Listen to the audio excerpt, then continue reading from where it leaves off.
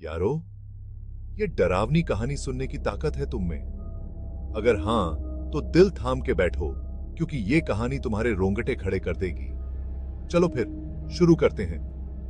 ये कहानी है दो भाइयों की, रामू और श्यामू की, जो एक छोटे से गांव में रहते थे।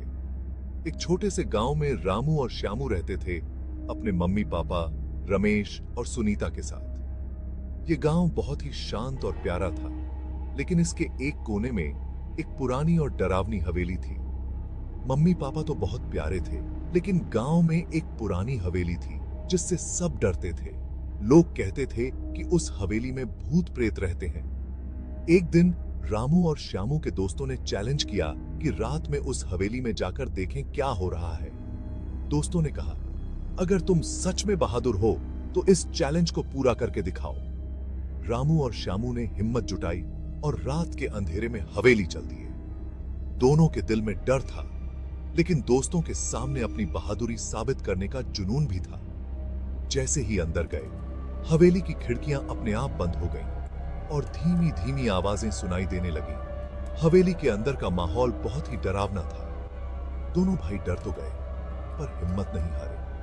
उन्होंने सोचा कि अगर वे अब डर गए तो दोस्तों के सामने उनकी हंसी उड़ जाएगी। तभी उनकी नजर एक पुरानी तस्वीर पर पड़ी, जिसमें एक बूढ़ा आदमी था। तस्वीर बहुत ही अजीब और डरावनी थी। अचानक तस्वीर में हलचल हुई और बूढ़े आदमी की आवाज आई, यहां से भाग जाओ, नहीं तो फंस जाओगे। आवाज इतनी डरावनी थी कि दोनों भाई कांपने लगे। रामू और श्यामू डर के मारे भागने लगे, लेकिन दरवाजा बंद था। उन्होंने दरवाजा खोलने की बहुत कोशिश की, लेकिन दरवाजा टस से मस नहीं हुआ। तभी उन्हें मम्मी पापा की आवाज सुनाई दी, बाहर आ जाओ, डरो मत। आवाज सुनकर दोनों को थोड़ी हिम्मत मिली।